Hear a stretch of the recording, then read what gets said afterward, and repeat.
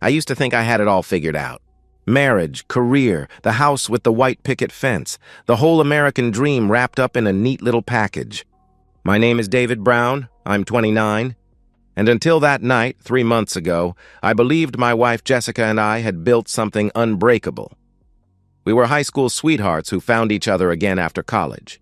Like something out of a romantic comedy. Jessica was 27. Beautiful in that effortless way that made other men stare when we walked into restaurants together. She had dreams of becoming a professional photographer, and when we got married 5 years ago, I encouraged her to quit her retail job to pursue her passion. I wanted to be the husband who believed in his wife's dreams, who provided the stability she needed to chase them. That meant I worked the hard shifts. Night shifts at the freight company, handling international shipments that came in at ungodly hours. Tuesdays and Thursdays, I'd leave home around 10 p.m. and wouldn't return until 7:30 in the morning. It wasn't glamorous work, but it paid well enough to support both of us while Jessica built her photography business. Our routine was clockwork. On my work nights, Jessica would stay up late editing photos or scrolling through social media, always texting me goodnight around midnight. I'd respond with a heart emoji, sometimes a quick "love you too," and then focus on the job. We had it down to a science, the rhythm of a marriage that had settled into comfortable predictability. But looking back now, I can see the cracks that I was too trusting, too tired, or too stupid to notice. Jessica had become distant over the past few months. More time glued to her phone, less interest in showing me her latest photography work. When I'd suggest date nights or weekend trips, she'd find excuses. Too tired, too busy with a project, maybe next week. I told myself it was normal. Marriages go through phases. My exhausting schedule was probably creating distance between us. I dismissed the paranoid thoughts that crept in during those long night shifts. The way she'd turn her phone face down when I walked into a room. How she'd shower immediately after I came home from work, even though she'd supposedly been home alone all night. The new lingerie I'd find in the laundry, pieces I'd never seen her wear for me. I pushed those thoughts away because I trusted her. Because I loved her. Because Mike, our next-door neighbor, was always there to remind me that I was overthinking things. Mike was a godsend, a retired police officer in his early 60s who'd become like a father to me after my own dad passed away 3 years ago. He had this way of putting things in perspective, always joking about keeping an eye on the neighborhood, especially my house when I was working nights. "Don't worry, David," he'd say with that knowing smile. "I've got eyes on everything around here." As I settled into my shift that Tuesday night at 10:47 p.m., my phone buzzed with a text from Jessica. "Love you. Be safe tonight." I smiled, typed back a heart emoji, and dove into the mountain of shipping manifest that needed processing. I felt secure, protected, loved. I had no idea that in exactly 60 minutes, my wife would send me a message that would destroy everything I thought I knew about my life. At 11:47 p.m., my phone buzzed during a routine shipment check. Jessica's name lit up the screen. I expected the usual goodnight text, maybe a complaint about being tired or bored. Instead, I opened a message that made my blood freeze in my veins. A photo appeared first. Jessica in lingerie I'd never seen before. Black lace that hugged curves I thought belonged only to me. The pose was provocative, seductive, intimate in a way that made my stomach drop. Then came a short video, her voice whispering words that weren't meant for my ears. Finally, the message that would haunt every sleepless night for months to come. "He's not coming home until 7 a.m. Get here soon, I'm ready for you." Time stopped. The warehouse around me faded into white noise. I read the message again, my hands starting to shake uncontrollably. There was no misunderstanding this. She thought she was texting someone else. Someone who knew my schedule. Someone who was coming to my house, to my bed, while I was here working to pay for the life we'd built together. My first instinct was to call her, to scream into the phone, to demand answers. But something cold and calculating cut through the shock. A survival instinct I didn't know I possessed. With trembling fingers, I took screenshots of everything. The photo, the video, the message, the timestamp showing 11:47 p.m. 3 seconds later, my phone buzzed again. The messages vanished, showing deleted. She'd realized her mistake. I stared at the screen, watching the 3 typing dots appear and disappear repeatedly for what felt like an eternity. 90 seconds of her panicking, trying to figure out what lie would save her. Finally, a new message arrived. "Sorry, babe, accidentally sent you a pic from a boudoir photography project I'm doing. Didn't mean to distract you at work." The lie was so insulting, so transparently desperate, that I felt rage boiling beneath the shock. There was no camera visible in the photo, no professional setup, no client to speak of. And that message, "Get here soon, I'm ready for you," was crystal clear. She thought I was stupid. She thought 5 years of marriage had made me blind. I didn't respond. Instead, I walked outside the warehouse into the cold night air, my breath visible in short, angry puffs. My hands were still shaking as I dialed Mike's number. "Mike, I need your help," I said when he answered, my voice cracking despite my efforts to stay calm. "Jessica, someone's going to my house, right now." His tone shifted instantly from friendly neighbor to retired cop. "Tell me everything. Don't leave anything out," he replied with professional authority. I explained through gritted teeth, fighting to keep my voice steady. The accidental text, the photo, the lie that followed. Mike listened without judgment, without questions, processing the information like the professional he'd once been. "Give me 10 minutes to get dressed and positioned," he said decisively. "I'll watch your house. Don't do anything yet. We need to be smart about this. Evidence first, action second." I paced in the parking lot, my mind racing through 5 years of marriage, searching for signs I'd missed. How long had this been going on? Who was he? Did I know him? The questions were torture, each one cutting deeper than the last. 20 minutes later, Mike's voice came through the phone, steady and professional. "Black Honda Accord, parked 4 houses down. License plates are obscured with mud, that's deliberate. Guy just walked up to your front door." I held my breath. "David, he's got a key," Mike continued, his voice tight with controlled anger. "He just let himself in like he owns the place." The words hit me like a physical blow. A key. She'd given someone else a key to our home, to our sanctuary, to the place where we'd made love, shared dreams, planned our future. My vision started to tunnel, rage and betrayal mixing into something dangerous. "Don't come home yet," Mike warned, reading my silence correctly. "Give me 30 minutes to document everything. You need evidence that holds up in court, not an assault charge."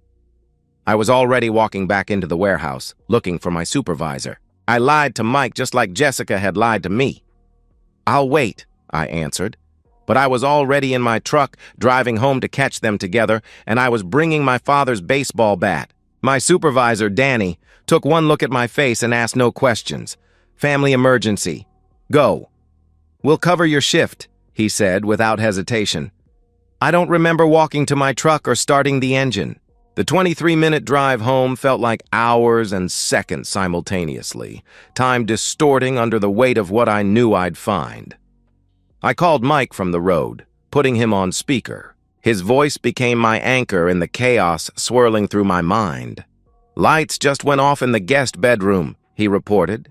"They've been in there for 18 minutes. The guest bedroom.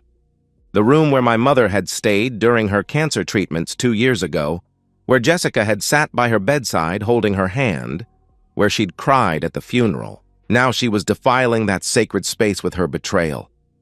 "Listen to me carefully, David," Mike continued, his voice staying professional but with underlying anger. "I'm recording everything from my position. Timestamps, vehicle description, the man entering with a key. This is ironclad evidence for your divorce, but if you go in there and hurt someone badly, you'll lose everything.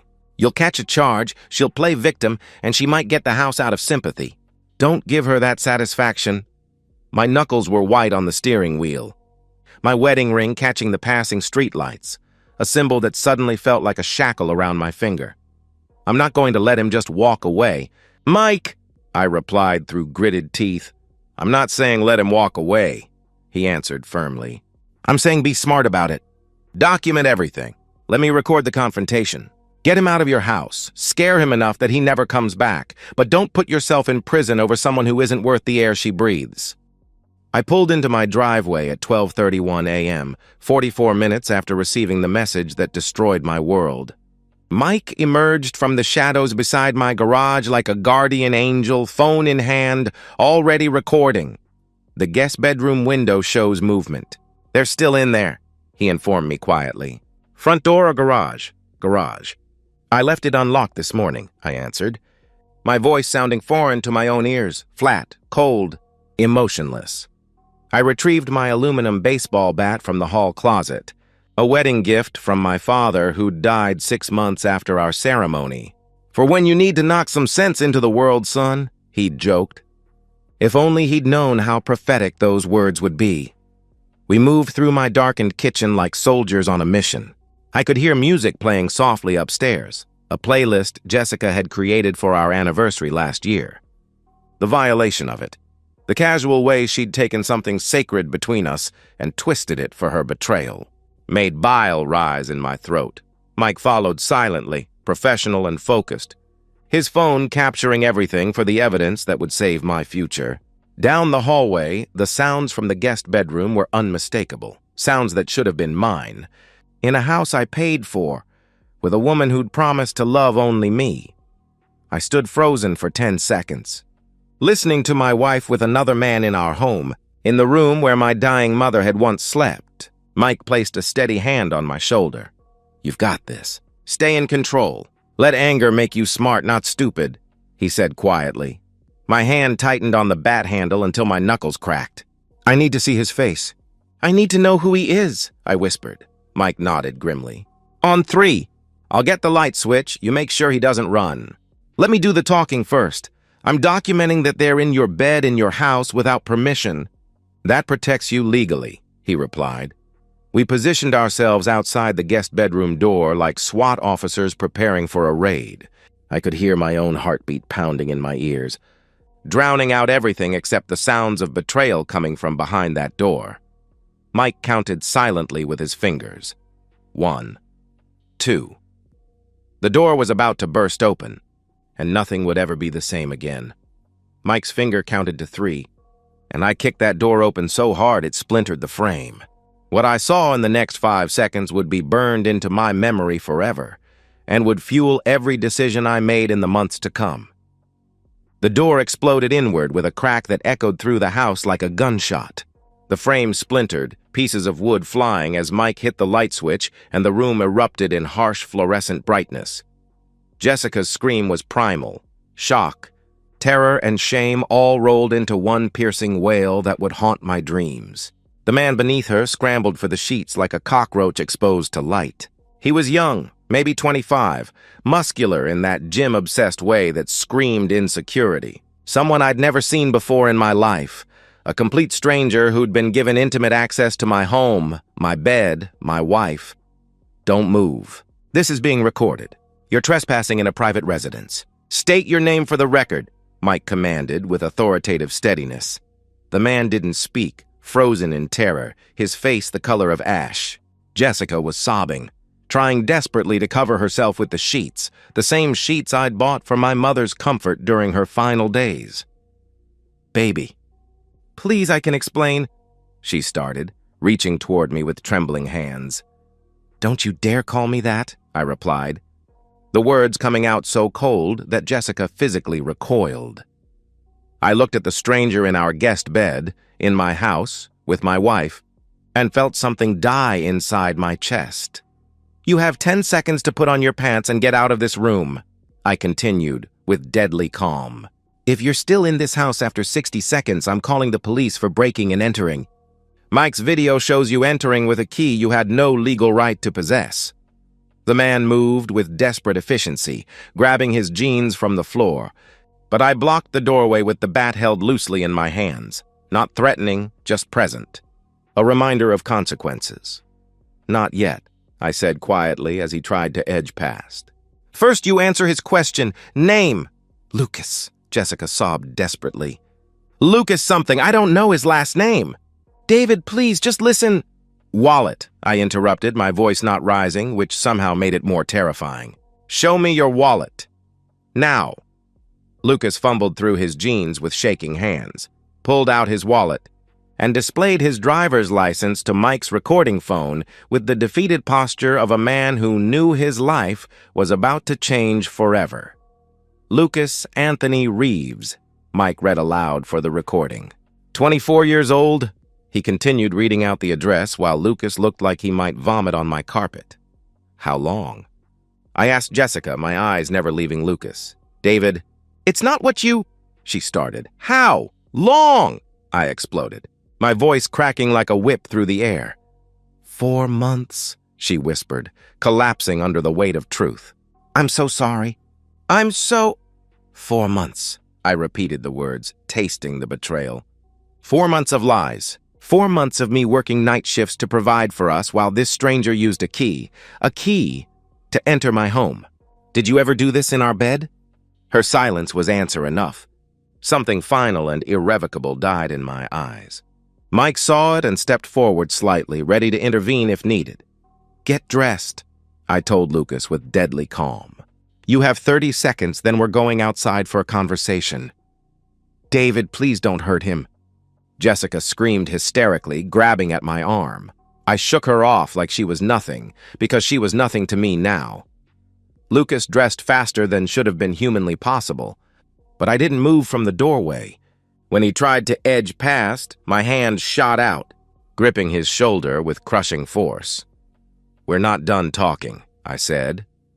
I hauled Lucas through my house, through the kitchen where we'd planned our wedding, past the living room where we'd opened Christmas presents, through the garage where Jessica's abandoned photography equipment sat gathering dust like her broken promises. Jessica followed, screaming, begging, sobbing, but she might as well have been a ghost. Outside, under the harsh streetlights with Mike still recording, I shoved Lucas toward his black Honda. You're going to get in that car and drive away, I said with controlled fury. You're never going to contact my wife again.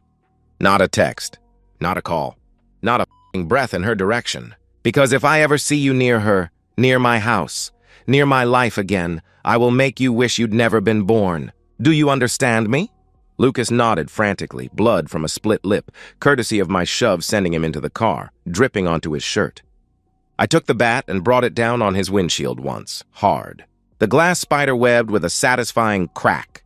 That's so you don't forget who I am or what happens when you touch what's mine, I added. Lucas scrambled into his car like his life depended on it. The engine roared to life, tires squealing as he peeled out into the night, disappearing from my life forever. Behind me, Jessica crumpled to the garage floor like a broken doll. David, please. I love you. I made a mistake. Please don't do this, she pleaded through broken sobs. I turned slowly, looking down at the woman who'd just destroyed 5 years of marriage for a 24-year-old stranger. My voice returned to that terrible cold calm. Pack your things. You have 1 hour. Then I'm changing the locks and calling the police to report that Lucas Reeves trespassed in my home with a stolen key. Whether you're still here when they arrive is up to you. Where will I go? She asked, the question coming out as a broken whisper. I don't care, I answered with finality. 3 words that ended 5 years of marriage and 29 years of believing in love. You stopped being my problem the second you betrayed me. Now get out of my sight, she begged for another hour. I gave her 30 minutes. And while she packed, I made 3 phone calls that would ensure she lost everything, her home, her family, and any chance of playing the victim. By 2:17 a.m., Jessica's car pulled away from our house for the last time, overloaded with hastily packed suitcases and the remnants of a life she'd thrown away. I watched from the window, feeling absolutely nothing. Not satisfaction, not sadness, not relief. Just cold, calculating emptiness where my heart used to be. Mike sat at my kitchen table, his phone connected to a laptop, uploading the video evidence to 3 separate cloud storage accounts. Redundancy, he explained. Lawyers love redundancy, and we're going to give them the best evidence package they've ever seen. My first call was to Amanda Torres, the most aggressive divorce attorney in the county, a woman whose reputation for destroying unfaithful spouses was legendary. Even at 2:30 a.m., I left a detailed voicemail with every fact, promising to send the complete evidence package within the hour. and requesting an emergency Monday morning meeting. Amanda Torres doesn't just win cases, Mike had told me earlier. She annihilates people who think they can cheat their way out of marriages. Your wife just made the biggest mistake of her life. My second call was harder, but necessary. Jessica's father, Robert, answered on the fourth ring, his voice rough with sleep and confusion. "David, what's wrong? Is Jessica okay?" he asked with paternal concern. "I'm sorry to call at this hour, Rob, but you need to know something about your daughter," I replied. My voice steady and clinical, emotions locked away where they couldn't interfere with what needed to be done. I explained everything. The accidental text, Mike's surveillance, the confrontation, Lucas Reeves's driver's license information. I didn't embellish, didn't add emotional manipulation. Facts were damning enough. The silence on the other end lasted 30 seconds that felt like hours. When Robert finally spoke, his voice was thick with shame and barely controlled rage. "Send me the video. Margaret needs to see what she's done. Rob, I'm not trying to turn you against—" I started. "Send it, David," he interrupted, his voice cracking. "She's destroyed your marriage, embarrassed our family, and violated every value we raised her with. Her mother and I need to see the truth with our own eyes." I sent the video and screenshots within minutes. The family that had welcomed me as a son was about to exile their own daughter. My third call was to the automated banking system, leaving detailed instructions to freeze all joint accounts first thing Monday morning. I spent the next 3 hours changing passwords on every shared account. Netflix, Hulu, utilities, credit cards, the works. I photographed every item in the house, documenting everything of value for the property division that would leave Jessica with nothing. Mike helped with the systematic documentation, his police experience invaluable as we treated the scene like a crime investigation, because in every way that mattered, it was. By sunrise, I had compiled a 47-page evidence packet, screenshots with timestamps, Mike's video testimony, photos of Lucas's driver's license, documentation of the affair partner entering the home with a stolen key, records of joint accounts Jessica had accessed, even her own text messages admitting to the 4-month affair. Amanda Torres responded to my voicemail at 6:23 a.m. Monday, 8 a.m. sharp, my office. "Bring everything you compiled. This is the most comprehensive evidence package I've seen in 15 years of practice. She won't get a penny, and I'll make sure everyone knows why." Jessica tried calling 16 times Sunday morning. I blocked her number after the third attempt. She sent emails, blocked. She tried reaching me through social media, blocked. She even sent a letter to my workplace marked urgent personal matter. I filed it with Amanda unread. Another piece of evidence showing her continued harassment. By Sunday evening, I learned that her parents had already frozen her access to the family credit card they'd given her for emergencies only. Robert had called, his voice hollow. Margaret watched the video. "She's not speaking to Jessica. We can't support someone who would do this to you, David. You were like a son to us," he said with finality. Jessica was financially cut off within 36 hours of the confrontation. Monday morning found me sitting in Amanda's office, watching her review the evidence with barely concealed glee. "This isn't just a fault-based divorce," she said, spreading the documents across her mahogany desk. "This is a nuclear weapon. The accidental text proves intent and premeditation. The video proves adultery in the marital home. The key proves repeated planned access. In this state, she's entitled to absolutely nothing. I want the house, both cars, all savings, my retirement accounts, and I want her name removed from everything we ever shared," I stated. "My demands precise, prepared, non-negotiable, done," she replied with satisfaction. "And we'll file a restraining order petition based on her continued attempts to contact you against your clearly stated wishes. I'll also explore criminal charges against Lucas Reeves, criminal trespass, unlawful possession of a key to a residence. Even if the DA doesn't prosecute, it adds pressure and makes him disappear permanently." Within the week, I learned that Jessica had tried desperately to contact Mike, begging him to explain to David that it was all a mistake, that she loved me, that Lucas meant nothing. Mike's response, delivered via text and forwarded to me, was perfect. You were caught committing adultery in your husband's home with another man who possessed a key to that home, a key you illegally provided. I witnessed it. I documented it. Don't contact me again, he had replied with finality. The neighborhood learned the truth within days, not from me spreading gossip, but from the visible evidence, the confrontation heard through windows, the smashed windshield, the sight of Jessica leaving with packed bags at 2 a.m. Mike's wife, Helen, made sure the story reached the neighborhood book club, the PTA, the grocery store checkout lines. By week's end, Jessica was a pariah. Former friends deleted her from social media. Wedding invitations were rescinded. Her photography clients, the few she'd managed to book, canceled their sessions. The divorce papers arrived at her studio apartment 3 weeks later. She tried one last desperate move to win me back, but she had no idea I was already 3 steps ahead, and this time, I had the law on my side. 3 months after that Tuesday night that changed everything, I sat in a downtown courthouse watching Judge Margaret Thornton review our evidence packet. Jessica's attorney, a tired-looking public defender because she couldn't afford private counsel, made a half-hearted argument about rehabilitation, forgiveness, and giving people second chances. Amanda Torres destroyed it in exactly 4 minutes and 37 seconds.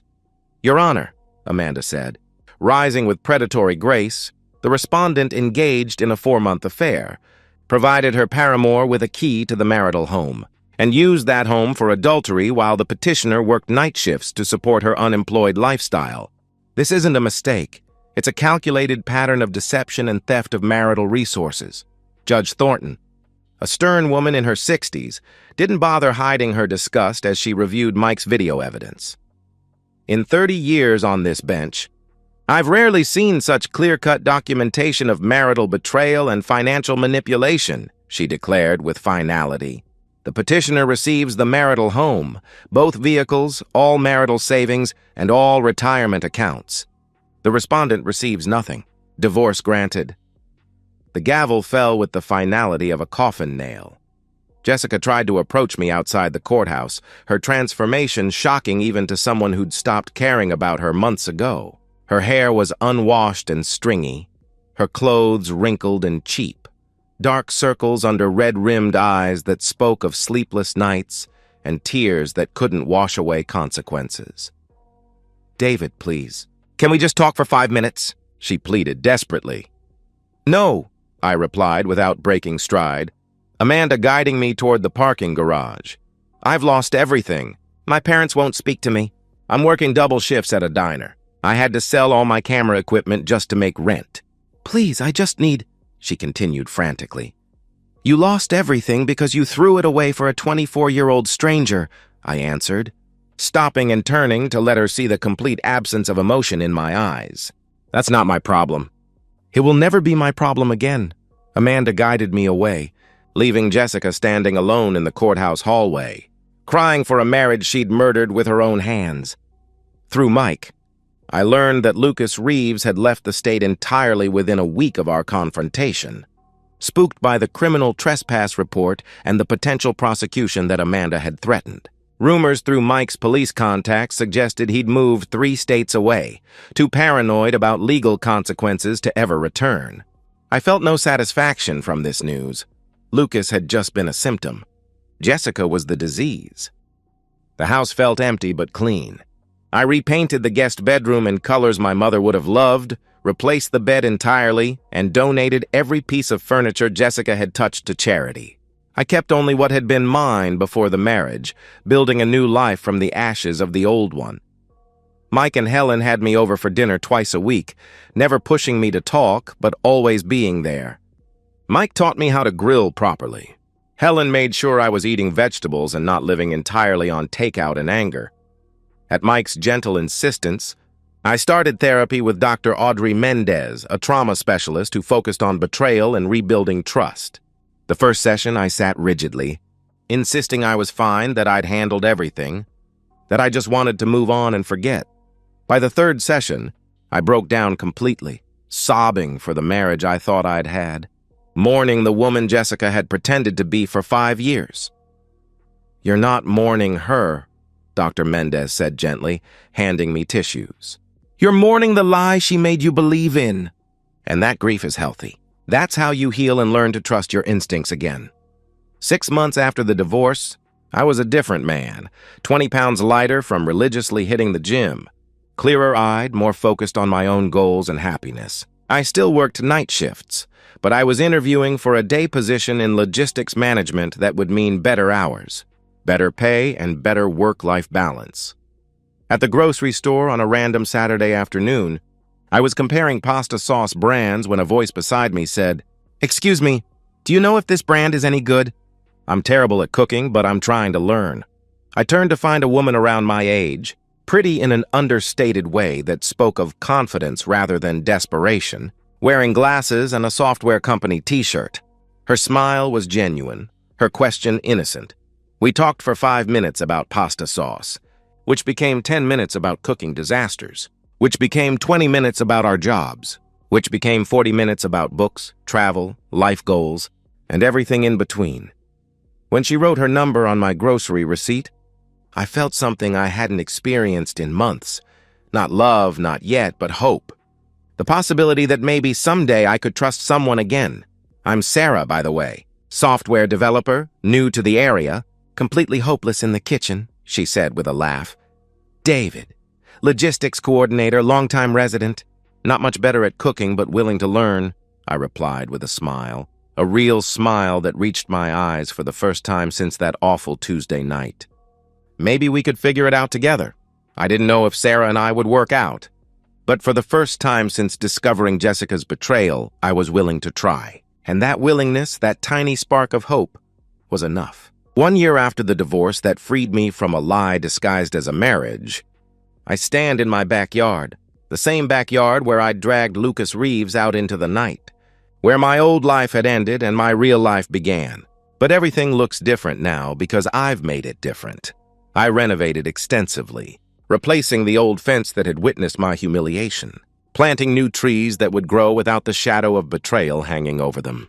The guest bedroom is now a home office where I work on my logistics management degree, night classes funded by the money I no longer waste on someone else's dreams. Sarah and I have been dating for 6 months, taking things slow but building something solid. I told her the whole story on our 3rd date, needing her to understand why I moved carefully now, why trust had to be earned rather than assumed. She listened without judgment, told me about her own past heartbreak with a fiancé who'd emptied their joint accounts and disappeared, and we bonded over shared scars that had made us wiser. I understand taking things slow, she had replied with empathy. Some wounds need time to heal properly.